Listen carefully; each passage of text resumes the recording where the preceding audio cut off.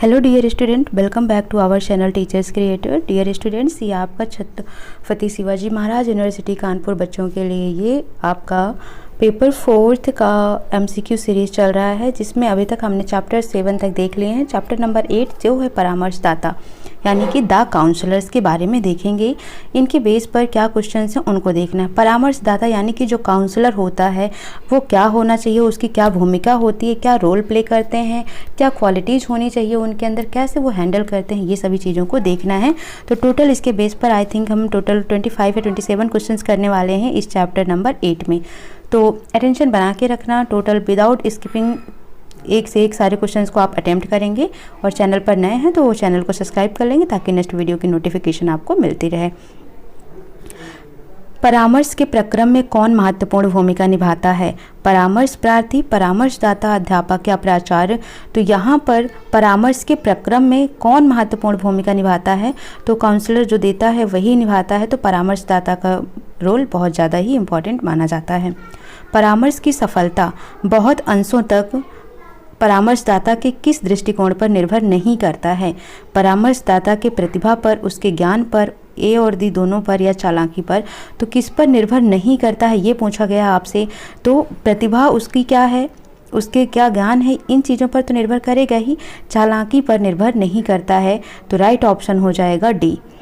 परामर्शदाता की योग्यताओं को कितने भागों में विभक्त कर सकते हैं? तो परामर्शदाता की योग्यताओं को हम 3 भागों में विभक्त कर सकते हैं। इनमें से कौन परामर्शदाता की योग्यता का भाग नहीं है, यानी उसकी क्या एबिलिटी है, क्या योग्यता है? व्यक्तिगत योग्यता, परिवार, अनुभव या प्रशिक्षण। तो राइट ऑप्शन क्या हो जाएगा? परिवार। यानी परामर्शदाता की योग्यता का भाग क्या नहीं माना जाएगा? परिवार नहीं माना जाएगा। उसकी एबिलिटी क्या है, क्या एक्सपीरियंस है, क्या उसके ट्रेनिंग रहे हैं, ये चीज़ें उसमें पार्टिसिपेट करती हैं। किसको शिक्षा का अच्छा अनुभव होना चाहिए? तो शिक्षा का अच्छा अनुभव किसको होना चाहिए? परामर्शदाता को होना चाहिए, क्योंकि उनको काउंसलिंग करनी है बच्चों की, इसलिए उनको इन सब चीज़ों का एक्सपीरियंस बहुत अच्छे से होना चाहिए। परामर्शदाता का प्रशिक्षण किसके अनुसार होना चाहिए? बुद्धि के अनुसार, कार्य के अनुसार, समय के अनुसार या जीवन के अनुसार। तो परामर्शदाता का प्रशिक्षण किसके अनुसार होना चाहिए? तो राइट ऑप्शन हो जाएगा आपका ऑप्शन नंबर बी, कार्य के अनुसार। परामर्शदाता के गुणों, योग्यताओं और विशेषताओं का उल्लेख किसने किया है? ठीक है, तो इसका ऑप्शन है आपके पास रायबर्न ने, लॉयल ने, दोनों ने या जॉन्स ने। तो राइट ऑप्शन आपका हो जाएगा रायबर्न और लॉयल्स दोनों ने ही किया है। किसका मत है कि परामर्शदाता में अच्छी आधार बुद्धि, सहानुभूति, स्मृति, परीक्षण, कुशलता तथा सामान्य ज्ञान आदि गुणों का होना आवश्यक है? तो ये किसका कथन या ऐसा कौन मानता है? ठीक है, तो right option loyal, Ryburn, Walter या केलर। तो केलर इसके राइट ऑप्शन हो जाएंगे। यानी कि केलर का मानना है कि जो परामर्शदाता होता है, काउंसलर होता है, उसकी बुद्धि, उसकी सहानुभूति, स्मृति, परीक्षण, कुशलता, ये सब चीज़ें उसमें अच्छी होनी चाहिए। निम्नलिखित में से किसको यह अत्यंत आवश्यक है कि वह मानव व्यवहार के मूल सिद्धांतों में भली भांति परिचित हो? ठीक है, तो किसको होना चाहिए? परामर्शदाता को होना चाहिए। तो 9th का डी ऑप्शन राइट आंसर हो जाएगा। प्रश्न नंबर 10 है, परामर्शदाता के पास मनोविज्ञान एवं शैक्षिक मनोविज्ञान में कौन सी उपाधि होनी चाहिए? MA, PhD, ए और बी दोनों या स्नातक। तो राइट ऑप्शन हो जाएगा ए और बी दोनों। यानी कि जो परामर्शदाता है उसके पास मनोविज्ञान और शैक्षिक मनोविज्ञान की MA और PhD दोनों ही उपाधि होनी चाहिए। प्रश्न नंबर 11 है, किसका मत है परामर्शदाता को आसपास के भौतिक, व्यावसायिक एवं सांस्कृतिक संसार का प्रचुर ज्ञान होना चाहिए? तो किसका मत ये है कि जो परामर्शदाता है, काउंसलर है, उसके आसपास के भौतिक, व्यावसायिक, सांस्कृतिक सभी का उसको ज्ञान होना चाहिए? केलर ने कहा, लॉयल ने कहा, बोन्स ने कहा या रिटर ने कहा? तो इसको कहा है केलर ने। किसने सहयोग, शिष्टता एवं दूरदर्शिता नामक 3 विशिष्ट व्यक्तित्व गुणों का उल्लेख किया है? हॉल्डी, Ryburn, Walter B Jones, Crow and Crow ने। तो राइट ऑप्शन हो जाएगा वॉल्टर बी जोन्स। इन्होंने सहयोग, शिष्टता एवं दूरदर्शिता नामक 3 विशिष्ट व्यक्तित्व गुणों का उल्लेख किया है। प्रश्न नंबर 13 है, किसने लिखा है कि जिन परामर्शदाताओं को स्वयं कार्यों का अनुभव नहीं होता है, जिन परामर्शदाताओं को स्वयं कार्यों का अनुभव होता है उन्हें छात्रों के प्रति अधिक सहानुभूति होती है और उनकी समस्याओं का अधिक ज्ञान होता है। यानी जो काउंसलर होते हैं, जब उन्हें एक्सपीरियंस होता है तब उन्हें अपने छात्रों के प्रति थोड़ा सा लगाव भी होता है और उनकी समस्याओं का वो बहुत ही अच्छे समझ लेते हैं, जान लेते हैं। तो ये किसने लिखा है? हार्डी ने, फ्रेजर ने, स्टीवर्ट ने या बिली ने? तो किसने लिखा है इसको? हार्डी ने। एक परामर्शदाता में नहीं होना चाहिए लचीलापन, स्वीकृति, दुर्गुण या बौद्धिक योग्यता। तो जब भी इस तरीके की चीज़ें होंगी, किसी पॉजिटिव इंसान में कोई नेगेटिव थॉट्स आ जाए तो वही आपका आंसर राइट नहीं होगा, रॉन्ग हो जाएगा। तो नहीं होना चाहिए, तो यहाँ पर क्या है? दुर्गुण है ना। तो ये क्या है? नेगेटिव फीलिंग दे रहा है, तो ये आपका राइट आंसर हो जाएगा कि नहीं होना चाहिए किसी परामर्शदाता में। परामर्श प्रक्रिया को प्रभावित करते हैं परामर्शदाता के कार्य, परामर्शदाता का व्यक्तित्व, दोनों, या परामर्शदाता की चालाकी। तो प्रभावित नहीं करते हैं तो ये होगा, लेकिन यहाँ पूछा है प्रभावित करते हैं, तो राइट ऑप्शन हो जाएगा ए और बी दोनों। तो 15 का सी नंबर राइट हो जाएगा। किस शताब्दी में परामर्शदाता शब्द का प्रयोग आरंभ हुआ था? 19वीं, 20वीं, 18वीं या 17वीं? तो राइट ऑप्शन हो जाएगा 19वीं शताब्दी में काउंसलर यानी परामर्श शब्द का सबसे पहले प्रयोग हुआ था। कब तक निर्देशन विशेषज्ञों तथा परामर्शदाताओं का कार्य एक ही जैसा समझा जाता था? 1940, 1950, 1945 या 1956? तो राइट आंसर हो जाएगा 1950 तक। जो गाइडेंस होते थे, जो स्पेशलिस्ट होते थे या जो काउंसलर होते थे, इनके कार्य को एक ही समझा जाता था। इस संबंध में किस प्रकार की वास्तविक सर्वसम्मति नहीं है कि परामर्शदाता क्या करता है? यह किसका मत है? ब्लूम एवं बेलिंस्की का मत, हार्डी का मत, जोन्स का मत या सॉल्टल का मत? तो ये किसका मत है? ब्लूम एंड बेलिंस्की का मत है। इनके अनुसार ये कहते हैं इस संबंध में किसी प्रकार की वास्तविक सर्वसम्मति नहीं है कि परामर्शदाता क्या करता है। निम्नलिखित में कौन परामर्शदाता का कार्य नहीं है? अनुगमन कार्य करना, साक्षात्कारों की व्यवस्था करना, उचित अनुमोदन एवं प्रक्रिया प्राप्त न करना, सामाजिक संबंध स्थापित करना। तो यहाँ पर क्या बोला है? कार्य नहीं है, और किसमें नहीं है? उचित अनुमोदन एवं प्रक्रिया प्राप्त न करना, ये इसका कार्य नहीं है। निर्देशन के सिद्धांत, ये पुस्तक का नाम है निर्देशन के सिद्धांत। पुस्तक के राइटर कौन है, यानी कि प्रिंसिपल ऑफ गाइडेंस के लेखक कौन है? हार्डी, सॉल्टल, जोन्स या ब्लूम? तो राइट आंसर हो जाएगा जोन्स, जो हैं निर्देशन के सिद्धांत के राइटर हैं। स्टीफ्लेट तथा स्टीवर्ट के अनुसार परामर्शदाता की अभिवृत्ति व प्रवीणता के लिए उसमें कौन सी विशेषता का पाया जाना आवश्यक नहीं है? क्या पूछा आपसे? फिर से देखो, कह रहा है स्टीफ्लोर तथा स्टीवर्ट के अनुसार परामर्शदाता की अभिवृत्ति व प्रवीणता के लिए, ठीक है, ये दोनों परामर्शदाता हैं, इनके अनुसार बोल रहे हैं कि जो परामर्शदाता है उसकी अभिवृत्ति और प्रवीणता के लिए उसमें कौन सी विशेषता का पाया जाना आवश्यक नहीं है? बौद्धिक योग्यता, संवेदनशीलता, बोध या दुश्मनी?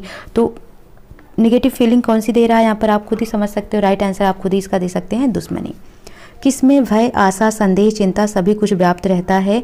तो वो होता है एक परामर्श प्रार्थी, अध्यापक, लेखक या छात्र, शिक्षार्थी। तो क्या हो जाएगा इसका राइट आंसर? शिक्षार्थी यानी कि छात्र। इसमें हमेशा भय, आशा, संदेह या चिंता सब कुछ व्याप्त रहता है, तो राइट ऑप्शन हो जाएगा ए। किसको नैतिक गुण वाला होना चाहिए? अध्यापक को, परामर्शदाता को, दोनों को या किसी को नहीं? तो राइट ऑप्शन हो जाएगा सी, यानी कि जो अध्यापक है और परामर्शदाता है दोनों को ही नैतिक गुणों वाला, मोरल वैल्यूज वाला होना चाहिए।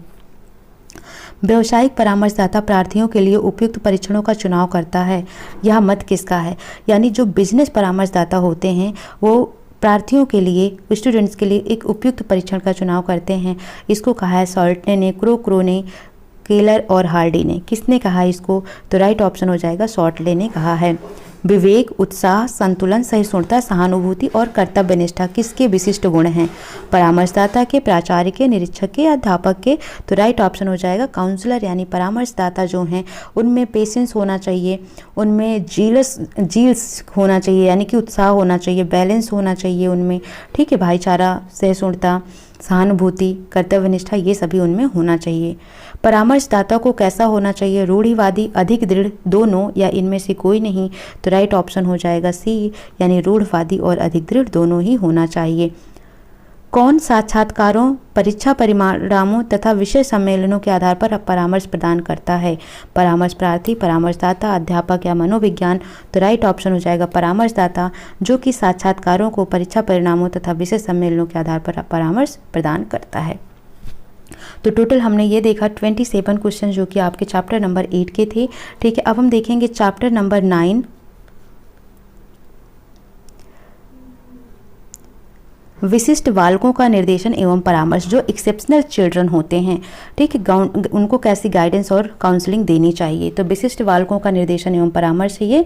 ठीक है, तो इसमें भी आपके टोटल 30 क्वेश्चन हैं जिनको हम डिस्कस करेंगे 1 बाय 1। बट आप चैनल पर बने रहें और आप वीडियो को शेयर जितना हो सके शेयर करें ताकि सबको ये वीडियो मिल सके। और चैनल पर नए हैं तो सब्सक्राइब जरूर कर लें। जैसे ही सब्जेक्ट कंप्लीट होता है वैसे ही फर्स्ट आपका करवाना स्टार्ट कर देती हूँ मैं। थोड़ा सा उसमें भी रह गया, बाकी लगभग वो भी ऑलमोस्ट हो चुका है। औसत तथा सामान्य बालकों से काफ़ी भिन्न और पृथक बालक को क्या कहते हैं? विशिष्ट बालक, तीव्र बुद्धि वाला बालक, मध्य बुद्धि वाला बालक या सहयोगी बालक। तो जो एवरेज और जो नॉर्मल स्टूडेंट से होते हैं उनसे थोड़े अलग होते हैं, तो वो होते हैं एक्सेप्शनल चाइल्ड, यानी कि वो विशिष्ट बालक कहे जाते हैं। ये तीव्र बुद्धि वाले भी हो सकते हैं, मंद बुद्धि वाले भी हो सकते हैं।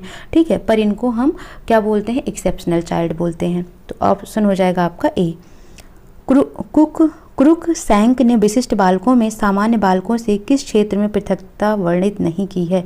शारीरिक क्षेत्र, मानसिक क्षेत्र, व्यक्तिगत संतुलन या आर्थिक क्षेत्र। ठीक है, तो क्रुक-सैंक ने विशिष्ट बालकों में सामान्य बालकों से आर्थिक क्षेत्र में पृथकता वर्णित नहीं की है। किस श्रेणी के अंतर्गत दृष्टि दोष, श्रवण दोष, वाणी दोष तथा अन्य विशिष्ट शारीरिक दोष ग्रसित बालक आते हैं? ठीक है, अब यहाँ पर क्या है? उनको देखने में प्रॉब्लम है, सुनने में प्रॉब्लम है, बोलने में प्रॉब्लम है। तो इस तरीके के बच्चों को क्या बोला जाता है? तो एकदम क्लियरली आपका आंसर क्या है? शारीरिक रूप से विकलांग। असहाय बालक नहीं है ये क्या है? शारीरिक रूप से फिजिकली चैलेंज्ड बच्चे हैं ये। दृष्टि दोष से ग्रसित विद्यार्थियों की प्रभावित नहीं होती है शैक्षिक निष्पत्ति, समायोजन शक्ति, व्यक्तित्व तथा रुचियां या चिंतन शक्ति। तो राइट ऑप्शन आपका हो जाएगा डी, यानी जो उनकी चिंतन शक्ति है, मेंटल थॉट्स प्रोसेस है, वो उनको प्रभावित नहीं कर सकती है। श्रव्य दोषों से ग्रस्त बालकों को किसके लिए निर्देशन एवं परामर्श दिया जाता है? धार्मिक कर्म के लिए, आंख बंद रखने, श्रवण उपकरणों, इनमें से कोई नहीं। श्रव्य दोषों से यानी जो सुन नहीं सकते हैं तो उनको किस चीज़ पर गाइडेंस दी जाती है? तो उनको श्रवण उपकरण से लेकर भाई सुनने के लिए उनको क्या क्या चीज़ें चाहिए, कैसे सुन सकते हैं, यही सब तो उनको बताया जाएगा। हकलाना, तुतलाना एवं उच्चारण संबंधी दोष को कहते हैं वाणी दोष, श्रव्य दोष, गामक दोष, केवल बी। तो अब यहाँ पर आप एक बात बताओ, ये सभी किससे रिलेटेड हैं? बोलने संबंधी से रिलेटेड हैं। तो क्या हो जाएगा? कैसा दोष है ये? वाणी दोष है। अध्यापक का उद्देश्य वाणी दोष से ग्रसित विद्यार्थियों में किसका विकास करना होता है? शिक्षा का, स्व का, त्वरितता का या संवेदनशीलता का? तो राइट ऑप्शन हो जाएगा इसमें स्व का। ठीक है, यानी अध्यापक का उद्देश्य जो वाणी दोष से ग्रसित विद्यार्थी होते हैं उनमें स्व का विकास करना चाहिए। असामान्यता वश अंग से संबंधित कार्यों को जो सामान्य रूप से पूर्ण नहीं कर पाते हैं कहते हैं गामक दोष ग्रस्त बालक, वाणी दोष ग्रसित बालक, श्रव्य दोष या गंभीर दोष से ग्रस्त बालक। ठीक है, अब क्या बोला है? असामान्यता वश अंग से संबंधित, तो ये क्या हो जाएगा? गामक दोषग्रस्त बालक। विकलांगों को प्राप्त है जीवित रहने का अधिकार, समाज में सम्मान पाने का अधिकार,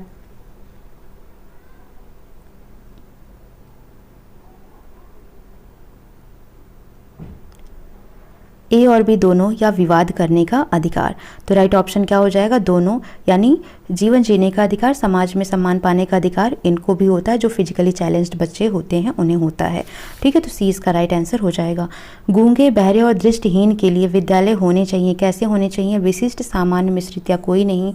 तो जो इस टाइप के बच्चे होते हैं गूंगे, बहरे और दृष्टिहीन, उनके लिए एक स्पेशल स्कूल होना चाहिए, तो इसको विशिष्ट राइट आंसर हो जाएगा। किसके लिए सामान्य विद्यालयों में विशेष कक्ष का प्रबंध होना चाहिए? गंभीर विकलांग, दृष्टिहीन, मूक, बधिर या उपयुक्त सभी। तो राइट ऑप्शन आपका हो जाएगा यहाँ पर जो गंभीर विकलांग बच्चे होते हैं उनके लिए सामान्य विद्यालयों में विशेष कक्ष का प्रबंध होना चाहिए। बाकी जो दृष्टिहीन, मूक, बधिर हैं ऐसे बच्चों के लिए तो विशिष्ट विद्यालय का ही प्रबंध करना चाहिए। संगीत, ड्राइंग और कला आदि में सामान्य विद्यार्थियों के साथ कौन प्रतियोगिता करता है? ठीक है, संगीत, ड्राइंग और कला आदि में सामान्य विद्यार्थियों के साथ कौन प्रतियोगिता करता है? दृष्टिहीन छात्र, मूक बधिर छात्र, विकलांग छात्र या इनमें से कोई नहीं। तो राइट ऑप्शन आपका हो जाएगा विकलांग छात्र। ठीक है, क्योंकि ड्राइंग दृष्टिहीन नहीं कर पाएंगे, मूक बधिर जो है वो संगीत नहीं कर पाएंगे, विकलांग छात्र जो है फिजिकली हैंडीकैप्ड है वो इन सभी को कर सकते हैं। विकलांगों हेतु शैक्षिक व्यवस्था होनी चाहिए, कैसी होनी चाहिए? सामान्य, लचीली, ज़रूरतमंद या बिल्कुल सख्त? तो कैसी होनी चाहिए? तो राइट ऑप्शन है लचीली होनी चाहिए।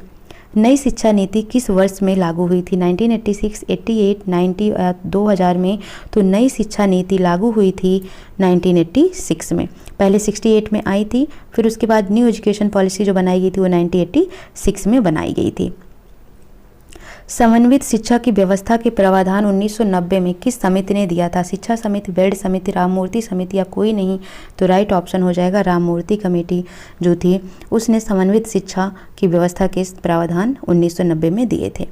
प्रत्येक विकलांग विद्यार्थी को किसकी आवश्यकता होती है? व्यक्तित्व निर्देशन की, परामर्श की, दोनों की या सुखमय यात्रा की? तो राइट ऑप्शन हो जाएगा सी, यानी कि व्यक्तित्व निर्देशन और परामर्श दोनों की ही आवश्यकता होती है प्रत्येक विकलांग विद्यार्थी को। किस प्रक्रिया द्वारा व्यक्ति अपने व्यवहार में परिवर्तन कर अपने वातावरण में समन्वय स्थापित कर सकता है? ठीक है, समायोजन, नैतिक, विचारपरक या आध्यात्मिक? तो किस प्रक्रिया द्वारा? समायोजन प्रक्रिया के द्वारा, जो एडजस्टमेंट है उसके द्वारा हम अपने व्यवहार में परिवर्तन करके अपने वातावरण में संबंध या सामंजस्य स्थापित कर सकते हैं, रह सकते हैं। क्वेश्चन नंबर 18 है, व्यक्ति किसके लिए हमेशा प्रयासरत रहता है? खाने पीने के लिए, आशय व प्रेम के लिए, दोनों के लिए या धोखाधड़ी के लिए? तो राइट ऑप्शन हो जाएगा खाने पीने और आशय व प्रेम के लिए व्यक्ति हमेशा प्रयासरत रहता है। जीना है तो खाना पीना भी है ना, और आशय और प्रेम भी चाहिए। ठीक है, तो इसके लिए वो हमेशा क्या रहता है? प्रयासरत रहता है। क्वेश्चन नंबर 19 है, समायोजन वह प्रक्रिया है जिसके द्वारा प्राणी अपनी आवश्यकताओं और इन आवश्यकताओं की पूर्ति को प्रभावित करने वाली परिस्थितियों में संतुलन रखता है। यह किस विद्वान ने कहा है? बोरिंग, लैंगफील्ड व बेल्ड ने, जोन्स ने, प्रोक्टर ने या गेट्स ने? तो इसको कहा है बोरिंग, लैंगफील्ड व बेल्ड ने। सुसमायोजित व्यक्ति की विशेषता नहीं है। सामान्य विशेषता, सामाजिक विशेषता, शैक्षिक विशेषता, अभद्र विशेषता? सुसमायोजित व्यक्ति की नहीं है, तो अभद्र किस में आती है? गंदी है ना, तो ये 20 का राइट आंसर क्या हो जाएगा यहाँ पर? डी, अभद्र विशेषता। किस तरह के बालकों में तार्किक चिंतन की शक्ति अधिक होती है? शैक्षिक, मनोवैज्ञानिक, अक्षम या रोगग्रस्त? ठीक है, तो राइट ऑप्शन आपका हो जाएगा यहाँ पर मनोवैज्ञानिक बच्चे जो होते हैं उनमें तार्किक चिंतन की शक्ति अधिक होती है। समस्यात्मक बालकों को किस नाम से जाना जाता है? कुसमायोजित, विकलांग, रोगी या पागल? तो राइट ऑप्शन आपका हो जाएगा कुसमायोजित, जो सामंजस्य स्थापित नहीं करते हैं वातावरण में। ठीक है, एक दूसरे के साथ मिलकर नहीं रह सकते हैं, उनमें थोड़ी सी प्रॉब्लम है, तो उनको कुसमायोजित बच्चों के नाम से भी जाना जाता है। कुसमायोजित बालकों का असामान्य व्यवहार नहीं है। ठीक है, चोरी करना, शिक्षा ग्रहण करना, झूठ बोलना या बहानेबाजी करना, तो असामान्य व्यवहार नहीं है उनका, ये पूछा गया है। तो शिक्षा ग्रहण करना ये उनका असामान्य व्यवहार नहीं है। किस प्रकार के बच्चों में चरित्र, व्यवहार व व्यक्तित्व विकृतियों का आधिक्य पाया जाता है? ठीक है, तो विकृतियों का आधिक्य पाया जाता है किस प्रकार के बच्चों में? समस्यात्मक, कुशाग्र, मंद या बधिर? तो राइट ऑप्शन आपका हो जाएगा समस्यात्मक बच्चों में। किसके अनुसार समस्यात्मक बालक वह होते हैं जिनके व्यवहार अथवा व्यक्तित्व में किसी रूप में गंभीर असमानता पाई जाती है? कॉफमैन, वैलेंटाइन, स्मार्क या स्टाफर? तो राइट ऑप्शन आपका हो जाएगा वैलेंटाइन ने कहा है कि समस्यात्मक बालक वह होते हैं जिनके व्यवहार और व्यक्तित्व में किसी भी रूप में गंभीर असमानता पाई जाती है। ब्रेडेन ने समस्यात्मक बालक के कितने प्रकार बताए हैं? तो ब्रेडेन ने समस्यात्मक बालक के 28 प्रकार बताए हैं। ठीक है, समस्यात्मक बालकों का शिक्षा में निर्देशन किस प्रकार से नहीं किया जा सकता? उचित लालन पालन, प्रोत्साहन, अनुशासनहीनता, माता पिता का संबंध? तो राइट ऑप्शन हो जाएगा अनुशासनहीनता, यानी जो समस्यात्मक बालक होते हैं उनको शिक्षा में निर्देशन अनुशासनहीनता से नहीं दिया जा सकता है। किसके अंतर्गत बालकों को प्रारंभ से नियमों का पालन करने की आदत डलवानी चाहिए? सामान्य अनुशासन, प्रोत्साहन, स्वस्थ मनोरंजन या लालन पालन? तो राइट आंसर हो जाएगा सामान्य अनुशासन में बच्चों को स्टार्टिंग से ही उनको नियमों के पालन करने की आदत डलवानी चाहिए। किस तरह के बालकों की बुद्धि लब्धि प्रायः 130 के ऊपर होती है? तो 130 के ऊपर बहुत ही अच्छे जो बालक होते हैं यानी प्रतिभा संपन्न बालक जो होते हैं उनकी होती है। सुलेवान के अनुसार मंदित मना बालकों की विशेषता नहीं है। मौलिकता व सृजनात्मक का अभाव, ध्यान तथा एकाग्रता कम होना, उच्च मानसिक क्रियाओं के प्रयोग करने की क्षमता या स्वनिर्देशन की सीमित शक्ति। तो राइट ऑप्शन आपका हो जाएगा सी, यानी उच्च मानसिक क्रियाओं के प्रयोग करने की क्षमता सुलेवान के अनुसार मंदित मना बालकों की विशेषता नहीं है। ठीक है, तो ये नोट कर लेना आपको। और नेक्स्ट है समूह गत्यात्मक ग्रुप डायनेमिक क्या होता है। ठीक है, चैप्टर नंबर 10 है, इसको देखेंगे। इसमें भी टोटल 20 क्वेश्चन हमें करने हैं। ठीक है, तो ग्रुप डायनामिक यानी कि ग्रुप में कैसे एक्टिविटी करना चाहिए, इससे क्या हेल्प मिलती है, ये सभी चीज़ें हम देखेंगे इस क्लास में। पर अभी वीडियो को लाइक कर दीजिए, जितना हो सके शेयर कर दीजिए फटाफट सभी को, ताकि सब इसका बेनिफिट ले सकें और जल्दी से जल्दी अपने इस सिलेबस को कंप्लीट कर सकें। ठीक है, तो मैं सोच रही हूँ कि बहुत ही जल्द आपको प्रोवाइड कर दूँ सभी PDF, ताकि आप अच्छे से इसको कंप्लीट कर लें। देखते हैं, स्टार्ट करते हैं। किसके द्वारा छात्रों को उनके विकास में सहायता प्रदान की जाती है। निर्देशन, समायोजन, अभिव्यक्ति या सहायता। तो किसके द्वारा? निर्देशन के द्वारा, यानी कि गाइडेंस के द्वारा बच्चों को उनके विकास में सहायता प्रदान की जाती है। नेक्स्ट है सामूहिक निर्देशन व्यक्ति के उत्तम विकास में सामूहिक अनुभवों में सहायता प्रदान करने इच्छित उद्देश्यों की प्राप्ति हेतु चेतनापूर्ण प्रयत्न है। यह किसका मत है? सामूहिक निर्देशन यानी ग्रुप गाइडेंस व्यक्ति के उत्तम विकास में सामूहिक अनुभवों में सहायता प्रदान करने इच्छित उद्देश्यों की प्राप्ति और चेतनापूर्ण प्रयत्न है। यह किसने कहा है? तो यह कहा है जैन वाट्स ने। ठीक है, समूह में किसको भावात्मक अभिव्यक्ति का अवसर प्राप्त होता है? तो समूह में किसको प्राप्त होता है? विद्यार्थी, अध्यापक दोनों या प्राचार्य को? तो राइट ऑप्शन क्या हो जाएगा? विद्यार्थी। ग्रुप डायनेमिक जिसको GD बोला जाता है, तो उसमें बच्चों को पूरा मौका मिलता है कि वो अपनी फीलिंग को एक्सप्लेन कर सकें, एक्सप्रेस कर सकें। कहाँ पर अनेक विद्यार्थियों की समस्याएं समान होती हैं? परिवार में, विद्यालय में, पड़ोस में या परीक्षाओं में? तो राइट ऑप्शन आपका हो जाना है बी, यानी कि विद्यालयों में बहुत सारे ऐसे विद्यार्थी हैं जिनकी समस्या एक जैसी होती है। किसके हेतु सामान्य समस्याओं पर एक समूह में विचार विनिमय करना अधिक औचित्य है? बालकों, विकलांगों, समय की बचत या सुरक्षा? तो राइट ऑप्शन आपका हो जाएगा ऑप्शन नंबर सी, यानी कि समय की बचत। समय की बचत हेतु सामान्य समस्याओं पर एक समूह में विचार विनिमय करना अधिक औचित्य होता है। यानी कि अगर हमें समय बचाना है तो हम एक एक बच्चे को, जैसे कि अब उनको सेम समस्या है, एक जैसी ही प्रॉब्लम है, तो अगर हम एक एक को एक्सप्लेन करने जाएंगे तो टाइम लग जाएगा। तो हम क्या करें, उनको एक ग्रुप बना लें और उनको उन चीज़ों को समझा दें ताकि उनकी प्रॉब्लम भी दूर हो जाए और हमारे पास कम समय में भी हम उनको अच्छी चीज़ें बता सकें। किसमें विद्यार्थी मनोभावों पर नियंत्रण करना सीखते हैं? ठीक है, मतलब बच्चे जो हैं किसमें अपने आप पर नियंत्रण करना सीखते हैं? समूह में, अलगाव में, परिवार में या प्रार्थना में? तो राइट ऑप्शन हो जाएगा समूह में। ऑर्थर ई ट्रैक्सलर ने समूह निर्देशन के कितने उद्देश्य बताए हैं? तो समूह निर्देशन के कुल 5 उद्देश्य होते हैं। शैक्षिक अवसरों पर व्यावसायिक संभावनाओं की विविधता की जानकारी किससे दी जाती है, किससे दी जा सकती है? सामूहिक निर्देशन, समायोजन, निर्देशन, आवश्यकता। शैक्षिक अवसरों पर, ठीक है, जैसे कोई कुछ इवेंट होने वाला है तो व्यावसायिक संभावनाओं की विविधता हम किससे बता सकते हैं? तो यहाँ पर आपका राइट ऑप्शन हो जाएगा उनको सामूहिक यानी ग्रुप गाइडेंस कर दीजिए, ग्रुप निर्देशन कर दीजिए, तब हो जाएगा। समूह निर्देशन के माध्यम से संपन्न हो सकता है, क्या क्या चीज़ें संपन्न हो सकता है? चिकित्सा संबंधी कार्य, लेखा संबंधी कार्य, परिवार संबंधी कार्य या सामूहिक कार्य? तो समूह निर्देशन के माध्यम से सामूहिक कार्य संपन्न हो सकते हैं। ठीक है, और सामूहिक कार्य तो समूह निर्देशन ही हो जाता है। तो आपका हो जाएगा चिकित्सा संबंधी, लेखा संबंधी, परिवार संबंधी। तो सामूहिक निर्देशन से चिकित्सा संबंधी कार्य संपन्न हो जाएंगे। तो राइट ऑप्शन हो जाएगा ए, चिकित्सा संबंधी कार्य। समूह गतिशीलता किससे लिया गया है? डायनामिक भौतिक शास्त्र, गति के नियम, सामूहिक गतिशीलता या परामर्श प्रार्थी? ठीक है, तो राइट ऑप्शन आपका हो जाएगा डायनामिक भौतिक शास्त्र से ही समूह गतिशीलता लिया गया है। डायनामिक्स किस भाषा से लिया गया है? तो डायनामिक जो है वो कहाँ से लिया गया है? ग्रीक भाषा से लिया गया है। और डायनामिक शब्द का अर्थ क्या होता है? तो डायनामिक शब्द का अर्थ होता है बल, चाल, शक्ति या सोच। तो डायनामिक शब्द का अर्थ होता है यहाँ पर शक्ति। ठीक है, एक बार इसको कंफर्म भी कर लेते हैं। ठीक है,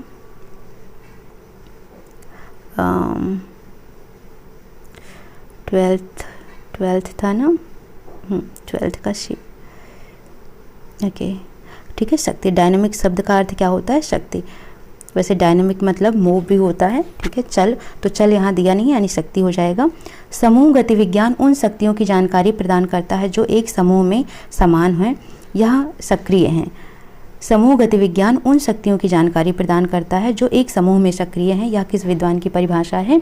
तो राइट ऑप्शन आपका हो जाएगा एस माथुर, ठीक है। राइट ऑप्शन क्या हो जाएगा? एस माथुर। इनमें से कौन एक पृथक सेवा के रूप में अपना अस्तित्व नहीं रखता है? पृथक सेवा, अलग अलग सेवा के रूप में अपना अस्तित्व नहीं रखता है, तो वो होता है सामूहिक गतिशीलता, निर्देशन, दोनों या समस्या। तो दोनों ही इसके राइट आंसर हो जाएंगे। अगर इनको अलग अलग सेवा प्रदान की गई तो इनका अपना अस्तित्व खत्म हो जाता है। सामूहिक गतिशीलता क्रियाओं की शक्ति बढ़ाने में क्या होती है? योग, विचार, कार्य या सुरक्षा। तो राइट ऑप्शन हो जाएगा योग, इसका राइट आंसर हो जाएगा।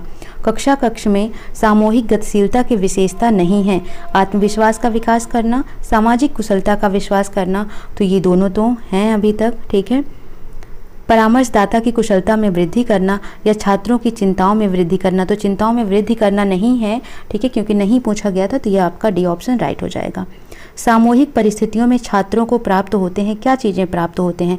परस्पर मिलते जुलते हैं, मौखिक विचार विमर्श करते हैं, ए और बी दोनों, या निरंतर विवाद में ही फंसे रहते हैं। तो राइट ऑप्शन आपका क्या हो जाएगा? सामूहिक परिस्थिति में छात्र आपस में मिलते जुलते भी और एक दूसरे से विचार विमर्श भी करते हैं। 18 नंबर क्वेश्चन है, किनकी आवश्यकताओं का ज्ञान परामर्शदाता को निर्देशन सेवा में सुधार करने की प्रेरणा एवं प्रोत्साहन देता है? छात्रों की, अभिभावकों की, शिक्षकों की या परामर्शदाताओं की? तो राइट ऑप्शन आपका हो जाएगा, राइट ऑप्शन ए हो जाएगा, छात्रों की, ठीक है। यानी जो छात्रों की आवश्यकता है, आवश्यकताओं का ज्ञान परामर्शदाता को निर्देशन सेवा में सुधार करने की प्रेरणा एवं प्रोत्साहन देता है। 19 नंबर क्वेश्चन, कहाँ छात्रों को अनेक सामूहिक अनुभव अर्जित करने का अवसर प्राप्त होता है? घर में, पड़ोस में, समूह में या परीक्षा में? तो राइट ऑप्शन हो जाएगा समूह में बच्चों को अनेक सामूहिक अनुभव अर्जित करने का अवसर प्राप्त होता है। जब हम ग्रुप वर्क करते हैं ना, तो सबके अलग अलग विचार होते हैं, थॉट्स होते हैं, उसको इम्प्लीमेंट करते हैं, बताते हैं, तो वहाँ पर हम बहुत सारी चीज़ें सीख जाते हैं। छात्रों की अनेक समस्याएं समूह में किसके द्वारा स्पष्ट हो जाती हैं? वार्तालाप एवं विचार विमर्श पर, आपसी कानाफूसी पर, समस्या पर वार्तालाप या परामर्शदाता पर? तो राइट ऑप्शन आपका हो जाएगा वार्तालाप एवं विचार विमर्श करने पर ही आधी समस्या तो ऐसे ही गायब हो जाती है। विद्यार्थियों की रुचियों की अभिव्यक्तियों व क्षमताओं की पूर्ति का श्रेष्ठ माध्यम है? वार्तालाप, परीक्षा, क्लब या विचार? तो राइट ऑप्शन आपका हो जाएगा क्लब, ठीक है। यानी जो विद्यार्थी हैं, विद्यार्थियों की रुचियों की अभिव्यक्ति व क्षमताओं की पूर्ति का श्रेष्ठ माध्यम होता है क्लब। किन कार्यक्रम का उद्देश्य विद्यालयी वातावरण या कार्यप्रणाली से अवगत कराना होता है? मतलब ऐसा कौन सा कार्यक्रम है जिसका उद्देश्य यह होता है कि विद्यालय के वातावरण और कार्यप्रणाली से बच्चों को अवगत कराया जाए? क्षेत्र भ्रमण, अनुस्थापन, जीविका सम्मेलन या केस सम्मेलन? तो 22 का राइट ऑप्शन हो जाएगा अनुस्थापन सत्र। जीविका सम्मेलन की वार्ता कितने घंटे हो सकती है? तो जो जीविका वार्ता सम्मेलन है, इसका आवर डिसाइड कर दिया गया है, तो इसका राइट ऑप्शन हो जाता है 1 या 2 घंटे जीविका सम्मेलन की वार्ता हो सकती है। सामूहिक परामर्श के आधार नामक पुस्तक के लेखक कौन हैं? स्टोन, जोन्स, रॉबर्ट नैप या कैंप? तो राइट ऑप्शन हो जाएगा इसका डी, यानी कैंप हैं सामूहिक परामर्श के आधार नामक पुस्तक के लेखक। सामूहिक परामर्श में किसका प्रयोग अधिक होने लगा है? रुचि का, संबंध का, दोनों का या निदान का? तो राइट ऑप्शन आपका हो जाएगा यहाँ पर सी, यानी कि रुचि और संबंध दोनों का ही प्रयोग सामूहिक परामर्श में सबसे अधिक होने लगा है। समूह परामर्श में समूह को सार्थक अनुभव प्रदान किए जाते हैं जिससे बालक सामूहिक व्यवहार में दक्ष हो सकें। यह किसका विचार है?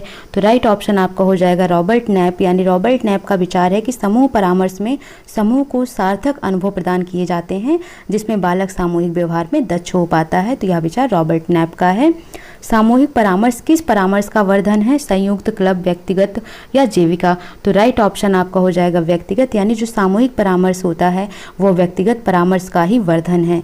प्रार्थी की आवश्यकताओं की पूर्ति किसके द्वारा संपन्न होती है? विभिन्न क्रियाओं, व्याख्यानों, परामर्शों या अध्यापकों के द्वारा? तो राइट ऑप्शन हो जाएगा विभिन्न क्रियाओं के द्वारा ही प्रार्थी की आवश्यकताओं की पूर्ति संपन्न होती है।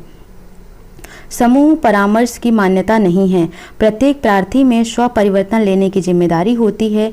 समूह उद्देश्यों से समूह के सदस्य सीख लेते हैं।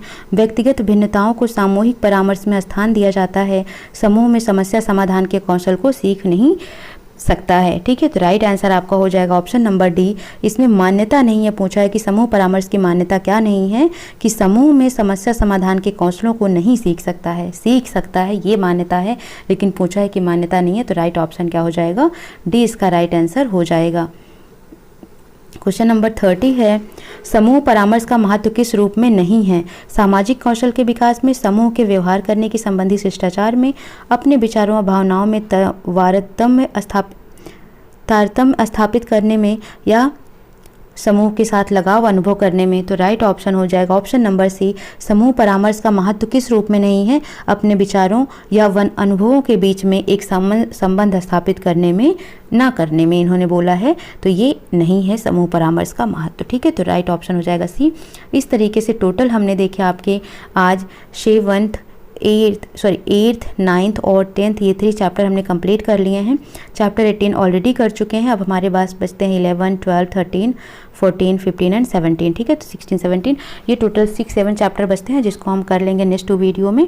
बस आपका साथ ऐसे ही बना रहे, चैनल को सब्सक्राइब कर लीजिए नेक्स्ट वीडियो की नोटिफिकेशन के लिए, ताकि आपको नोटिफिकेशन मिलती रहे, और जितना हो सके शेयर करिए ताकि आपके दोस्त भी इसका बेनिफिट ले सकें। सो मिलते हैं नेक्स्ट सेशन में।